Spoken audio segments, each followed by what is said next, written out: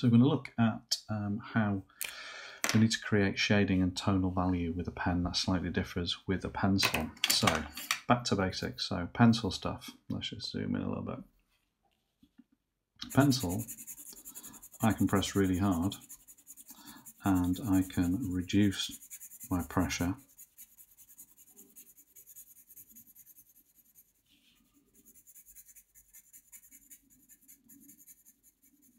and get a sort of graduated tonal strip from light to dark. Now a pen is a black line. Okay, if I go over it, I get a slightly blacker line, but really a black line is a black line. I can't really vary the pressure of that black line. So to shade and to add tonal value to a drawing, I need to think about different techniques.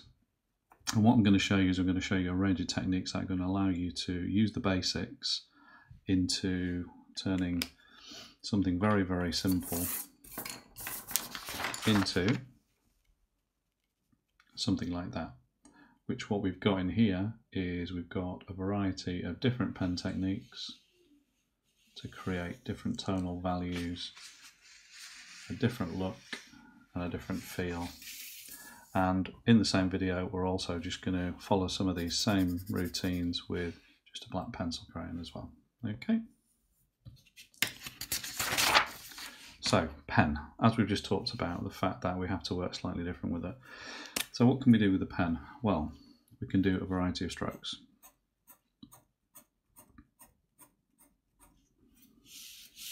Something like this.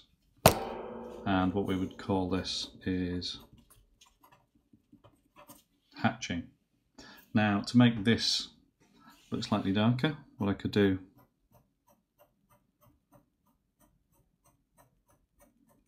is put more together. If I wanted to go light to dark, what I might want to do is keep them nice and tight, and then maybe open them out a little bit more, so we get that feeling of sort of really tight opening out. What else we could do is cross hatching. So this starts with hatching, and then it doesn't matter if I go left to right, up or down, diagonal.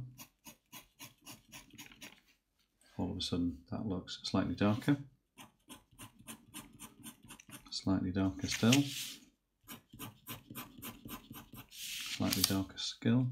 So all I'm doing is the pressure of that line is still the same, but the frequency and the intensity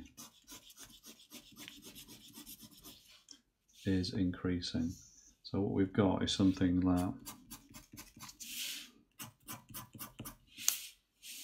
looks a lot darker than that, whereas the weight of the line is just exactly the same. However, that frequency and intensity creates that illusion of sort of darker tonal value.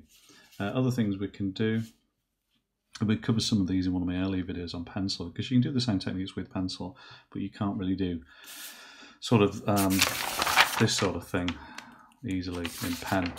So other techniques we could do is just a basic stipple.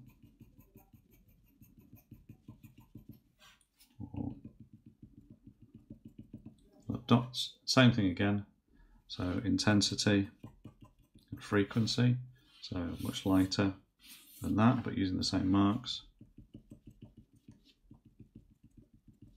Again, quite open, quite intense, so I'm going to call that stipple. Okay, and you could also do quite a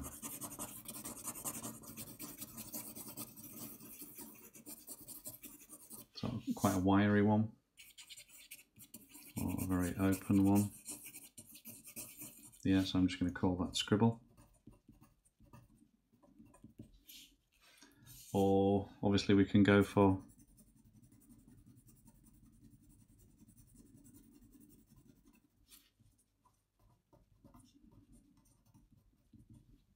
something like solid tone, Or obviously what you can use is a combination of all of them. So just zoom in here a little bit, find this little space here. So I might, and then I could sort of dot into it. So you can use lots of combinations of all different types of ones, really. Yeah. And in this drawing, our African mask drawing, what we're going to use is a combination of all of these, but then we're just going to finish off with just a black pencil crayon where we can actually add some really nice sort of dark intense through to very, very light tonal values. So I'm going to use some of those to create this, and if we just zoom in, you can see what we've got here. We've got some crosshatch, some hatch. You've got some crosshatch and hatch together where we're going quite tight and then light. We've got some quite scribbly lines here, and then these sort of little gems. We've got some quite scratchy. We've got some hatching. We've got a combination in here of stipple and hatch. On this top here, we've got hatching quite intense and then opening out. So just using those range of techniques with a pen, and it can be a pen like this one is not an art pen, it's just a handwriting pen, or it could be something like just a biro that you would use to write with. It doesn't have to be a fancy art pen or anything like that. So we've just got some simple experiments there, and then we're going to move through, and I'm going to do a little speeded up drawing because this took me about 30 minutes to render, and we're just going to show you how we got to that point. So thank you very much. Enjoy.